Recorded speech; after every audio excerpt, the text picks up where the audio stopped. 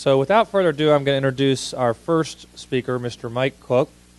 Mike Cooke is from the Brandon Hall Group. He's the co-chief executive officer. He has a diverse background that includes implementing technology, systems to support various critical sales, finance, marketing, and client service functions to provide global analysts and consulting services. He is especially skilled in organizing the sales and service strategy to fully support a company's growth strategy. Research and analyst firm Brandon Hall develops research-driven solutions to drive exceptional organizational performance for emerging and large organizations. With an extensive repository of thought leadership, research, data and expertise in learning and development, talent management and acquisition, sales, marketing, and executive management, Brandon Hall currently serves over 5,000 clients globally, and they've been in business for over 17 years. If you guys will please give a warm welcome to Mike. I have one. 1, 2, 3 testing. Good. Mike is going to talk to you guys today about the industry and what's going on. There's been a lot of exciting things going on and how it relates specifically to your verticals. Absolutely. So, thank you. First, I want to thank PeopleMatter for inviting me here. You guys put on a great conference. Thank you, Charles. Thank you, Nate. Thank you, Joy. Also, congratulations on the round and the incredible sales success you had the first quarter. I'd like to hear some cowbells, because that gets me excited. Come on. All right. Thank you. We got the guys from the real estate group. We want to get them excited and let them know that the real estate market is coming back. Mm-hmm. It is. Fingers crossed. Send them a case of cowbell. Fingers crossed. Well, as Nate mentioned, I'm Mike Cooke. I'm the co-CEO of Brandon Hall Group, and we're an analyst and research firm. Could not have said it better myself. Thank you very much, Nate. During this presentation, I want this to be very discussion open, so don't just sit there and listen to me talk. Interrupt me, challenge me, tell me I'm wrong, tell me I'm right. And we also have 2 breakout sessions where we'll have you go to the flip charts and work with each other for several minutes so that we can collaborate and talk and hopefully add some value to our time here today. So Brandon Hall Group, this is obviously us. We have the industry's top-rated blog. We focus on really helping organizations of all sizes with performance. We do that through a number of ways, especially through HR, as well as learning and development. And as Nate mentioned, we've been around for about 17, 18 years. Our research focus includes talent acquisition, technology systems, ROI, metrics management. In addition, we have a lot of other offerings that we've built our research off of, which includes workshops and a lot of consulting with our clients that we know the types of research to deliver from time to time. We have, again, many clients. I'm not going to spend a lot of time on this slide. But what I do want to talk about is several things. I think 2011 is an absolutely unprecedented opportunity for everybody in this room that's an HR executive or involved with helping obtain the right types of talent. 2011 is a year where there's absolute growth occurring in terms of revenues. People are going out to eat again. People are spending more money. There is an absolute opportunity for, I believe, HR tables to truly grab even more of a seat at the table at the C-level suite. We're going to talk about HR and talent acquisition. We're going to talk a little bit about talent strategy. We're going to talk a little bit about talent management, some key opportunities in this space, driving future performance, as well as what's going on in the service industry. But let's get to the current reality. The current reality is that there's a very reactive approach to hiring, unfortunately. Restaurant managers, HR executives, they're very, very busy day to day with managing the business. There's not a lot of time to find the right types of folks. It's a big problem in the industry currently, and it's why there's probably a lot of turnover in the industry as well. There's also a lot of lack of insight into truly what's best practice. That's why I love this conference, because everybody's getting together and sharing best practices about what works. We had a great conversation here with Randy and Karen over lunch about margins, and Randy was sharing some great idea on ice making, how you can increase margins from 50 to 80%. So I think that's great. But I think that what I'd like to see happen more in the industry is folks actually talk and connect a little bit more together so that you can truly figure out how do you hire the right types of people, because it's tough. Talent acquisition is very tough. And traditionally, I think HR folks have always been thought of in the organization as mainly an internal function, but it's not. It's a business function. And there's lots of external things they have to worry about, like sourcing and finding the right types of candidates. The other current reality is is a lack of career development for hourly and service workers. I know this. I'm 39 years old, but I started my career when I was 13 years old working under the table for a small company called Maribella's Bakery, scrubbing pans, okay? And I got bored of it after a while because I'd always watch the guys smoke cigarettes and make pastries. I moved on in my career, all right? I was very proactive. So my next career within a few months was a dishwasher at a restaurant. And again, I got very bored with washing dishes 8 hours a day. It was a difficult job. Next career was McDonald's. McDonald's, by the way, was the best experience I've had so far in the food service industry. I was about 15 years old, used to ride my my bike on weekends for 3-4 miles. And there they had some career development. It wasn't great, but it was a great experience because you got to learn how to cook, you got to deal with customers. And lastly, I ended my food service career, sadly, at Pizza Hut, which was a great opportunity. I became a shift manager in training. But one of the things that was missing, and I lasted about 3 months because there wasn't a lot of coaching. There wasn't a lot of process. There wasn't a lot of management with it. And it's one of the things that I think is, sadly, it's still a current reality. We have to do a better job of developing these people. Here's a lot of things that are really changing. Okay, the average age of a QSR worker is now 29 and a half years old. Okay, up from 22 years of age in 2000. How do you think this changes how you're going to recruit or acquire talent in the future?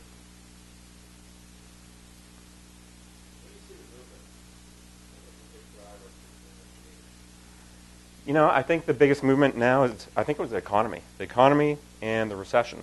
But the point I want to make, when you're hiring for somebody, you used to maybe hire somebody that was worried about buying the girlfriend pizza on a Friday night. Now you're hiring somebody who may have a second job and is worried about feeding their family on a Friday or a Saturday and having enough money to do that. Their needs are going to be a lot different than the average teenager or the average 22-year-old. They're looking for a career opportunity. They're looking at how they can make more money. And the challenge, too, is these people will also leave you very, very quickly for an extra 50 cents an hour if you don't figure out a way to, right? Okay. Mm-hmm. They have to. They have no choice. That's just, it is what it is what I like to say. Talent acquisition processes are still very immature in this industry. Some companies are doing it great. Companies are getting better. And you can never stop getting better and improving. But the talent acquisition processes is probably still perhaps the most immature in the QSR industry and in the overall hospitality, hotel, so on and so forth industry. It's something that is getting better, though. This year, food service jobs, fastest growing job segment. By the way, 63,000 new jobs created since January 1st of this year. It's amazing growth. This is an unprecedented time, though, where we have to get better. HR executives and restaurant managers have to know, how are we going to hire more effectively?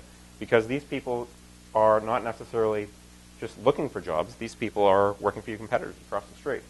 There's still tremendous turnover that's going on in the industry, and I think it's because of lack of employee engagement. But like what Karen said, when you have somebody that's leaving for an extra 10 cents an hour, it's sad. But why not offer the person 15 cents an hour? Keep them there. But there's other things that you can do for engagement.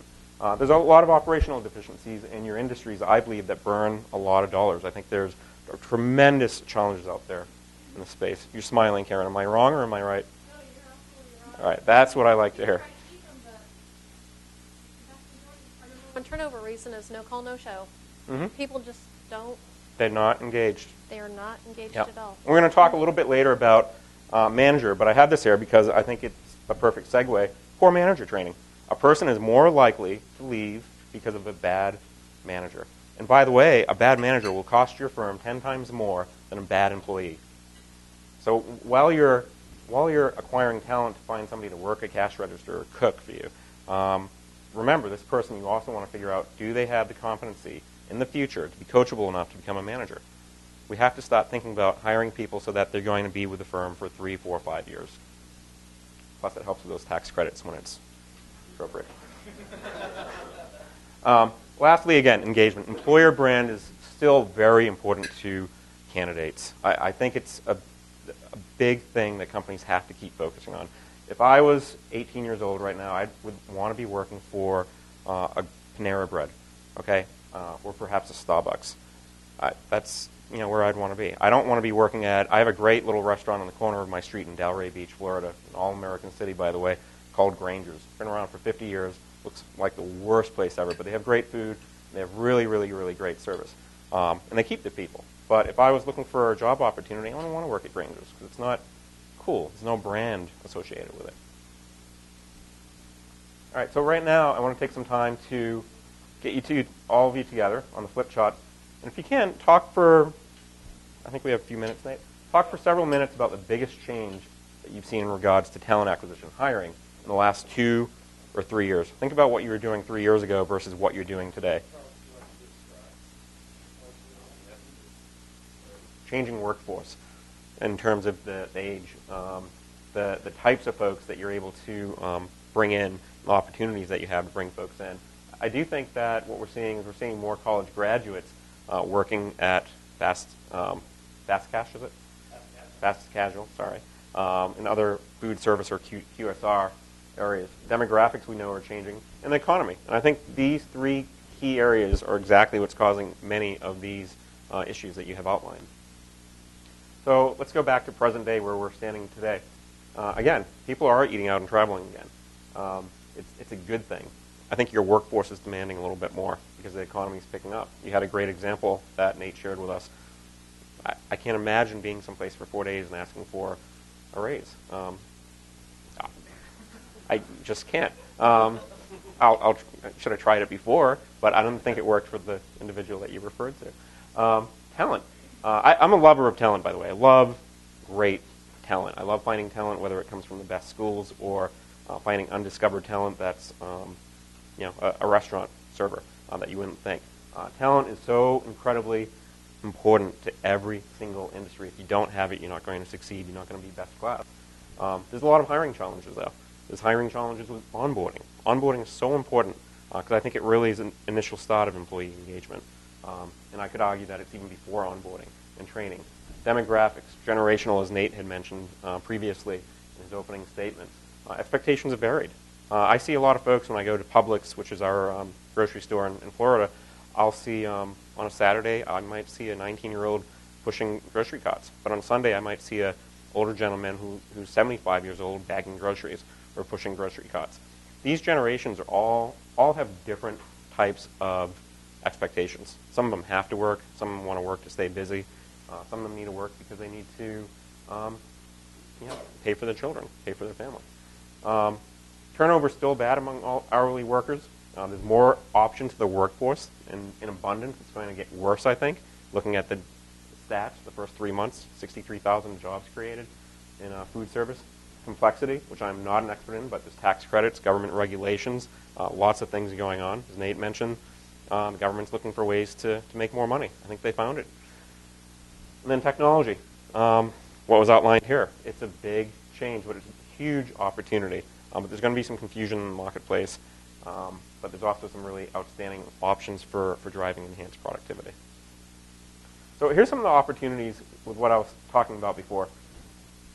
There's a great chance to grab a seat at the table. I think you're some of the most important people right now in your organizations for what you can do if you step up and are able to really show what this all means. As I mentioned before, a great manager not only can be so much more effective, but a great manager can also decrease turnover by up to 50%. Now, John, in your exercise here, you have managers that are there for 18 years or 15, you said? With the company we've got, that's the average. So, right. Do you think? St. Louis, the newest one we had 5 years in the company. That's incredible. One had 30 years. Right. Do you think that has anything to do with your slightly lower turnover? Oh, yeah. So we've done our engagement surveys. We can correlate that almost 10,000 numbers. So right. we can correlate global profit in restaurant turnover and everything. Engagement of the team members. That's the service out there. Now, when you lose an employee, how much does it cost you to hire an employee in your industry? When we figured that out, we went through something rather a really hard cost. The numbers are right around 2,000. We figured out that $800 was really, really hard cost that our finance department would sign off on and say, Yeah, that's huge. That's real money. A lot of companies are so big. A lot of you have employee sizes so big, you might lose 10 folks a month. Is that a realistic number? About? So if it's, hard costs are $800, do the math. If it's $2,000 to hire somebody, it's real money. It's a lot of money, and that's your profit. That's gone. Research shows, again, that people are leaving not because of money necessarily, but again, because of their manager. And also there's other research that talks a lot about employee engagement that we've done. These are being driven by business issues. These are also collaborate for forces of success: generational, marketing, technological, and operational. I think these things are certainly issues. I don't want to make it sound like they're negative issues, but they're also they are challenges. But if you do them right, they lead to success. You have to do them to be successful. So the new reality that we're looking at here is social media will impact the hiring and employer brand. Absolutely does impact it. Starbucks does a great job with social media. They have a great employer brand, not just because they're Starbucks and they pay for health insurance usually for their part-time folks, but they do an excellent job in hiring. Outstanding. I still go to a Starbucks in the corner of my street. I still see the same people there that were there 2 years ago. Having great service. Everybody wants great service for their customers and their clients. But it means you have to have great people, which means you need to have an outstanding talent acquisition or a great hiring process typically. And a lot of organizations don't have a great talent acquisition process in place for getting the right types of people in. They don't do the right assessments. They don't do the right types of behavioral interviews. This is something that is changing. I'm glad to see it's changing. Most of the folks that you're looking for, the people that are really going to be impactful to your business, probably working for somebody else. There has to be another way to get those folks in, because you're not going to find your next superstar or your next potential great store manager, out on the corner of the street usually. And finally, this is changing the way that companies are going to do business. We know it. We see it. Now, this is one of our frameworks and models at Brandon Hall Group. This is the talent acquisition strategy, and I just wanted to go through it really quick. This is how we should be thinking when we're starting to put together a talent acquisition strategy, when we're thinking about how we want to hire to drive maximum business impact. We want to think about how we source and recruit. We have social media, referral network, scheduling, assessment, hiring, onboarding. Onboarding is absolutely important. You have to do it.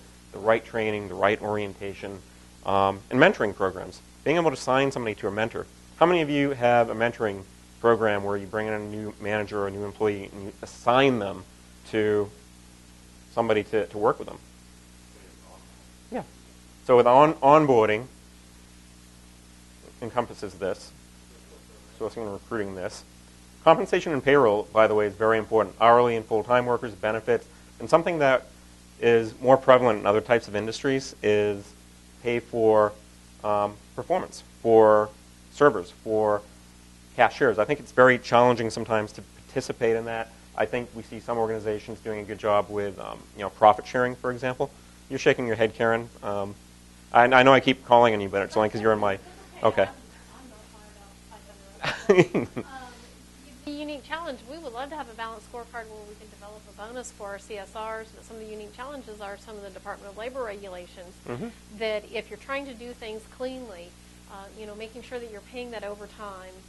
So are you going to set the program up on a month or a quarter or a year, and the type of additional financial implication it has for your company? So there's some real defined challenges for us as companies to manage the pay for performance so that we can give back, because that's something that we're looking at pursuing. We want to give back per store performance. Yes, absolutely. And you say you still have a ways to go with that, or? We do. We're looking for all the help we can get on it. Okay. Great. Thank you. Yes. There's some larger hotel organizations that are doing a good job with pay for performance, doing an outstanding job with basic engagement stuff, to the point where the maids that clean the hotel rooms are able to spend up to $200 to make a hotel guest happy by themselves without any sign off from the supervisor. There's little things like that which are useful. It's a little bit outside of what we're talking about. But I think most industries have had the pay for performance for managers, general managers, Right. but when it gets down to the frontline employees, it just isn't there. And that's really where we want to focus. And so I know in the C-store industry there are very few companies that do that. Brandon, in this chart here, where does, and I give that it's not seeing it, where does kind of adoptance of the brand or loyalty to that brand fit into that? Because I think we were talking about, especially in the CISO industry, I'm sure, John, with you as well having those long-term employees, those long-term managers, correct me if I'm wrong, but they're there because they probably they know the owners, the original founders, they knew them, they just love White Castle, and that's why they stay there so long. Same thing with you, the Rickers, they love them, so that's why they're so long. Is that part of it? How do you engage that? Yeah, absolutely. It's a brand, and brands are a funny thing. We've done some studying on brands on the marketing side at Brandon Hall Group. Short answer is yes, but I also know I have 14 minutes, and I think Nate's looking at his watch. But so we're going to advance here. So McDonald's, of course, we talked about. What I love about McDonald's is, even most conservatively, 30 to 40% of their hourly workers, they will typically turn into managers or even executives or even corporate employees at their headquarters. It's a company that really pays attention to career development. Again, though, this goes back to Kenny's point, which is they have a great brand, and again, they have, I bet you they have lower turnover than other organizations, but I think it's what we see with White Castle too. White Castle's cool. When I heard you were coming, I was like, great. I used to have White Castles, maybe too many of them, but I love White Castle, and they do a great job with employee engagement typically. Really great folks to talk with there. Bridget Kelly is their global leader of learning and development at McDonald's. Great person to talk to if you're ever at a conference. Look her up; she will probably be there. So we have about 12 minutes. We're going to spend 5 minutes on this, and then we're going to quickly wrap up. The next session is, what is your biggest worry in regards to talent acquisition as you look over the next 2 or 3 years? And actually, I think instead of writing down, let's just have a dialogue about it, okay? Because that'll save us some time. So, who wants to start? We want to grow our bench. We want to have that next generation of manager So waiting. we're talking succession and The succession planning, yes. And I think that's a real worry, especially if the economy picks up. Where is that next generation? If they get tired of waiting for their own store, where's that next generation going to go before you have the opportunity? Because you can only build so many stores, you can only go through so many acquisitions. Yeah. It's a big challenge because you don't want to lose your best people, but you will lose your best people. They won't be working at Rickers, and it's tough because you only have so many folks to support succession planning at that level. Because you have tons of workers at the C stores, and it's something that you have to continuously figure out. The most important thing to do is find your top 10 or 20 best performers that are going to match your next 10 or 20 stores, and make sure you have a backup for them. But have real succession management plans in place and development paths. Make sure they're going to training every 6 weeks or 8 weeks. Because this is expensive, really expensive stuff, but we have to take it very seriously as an organization or as an industry. What else? What other challenges do you see, or what's the worries you see for talent acquisition in the next 2-3 years? For some business units, that just won't be an issue. For others, it absolutely will be.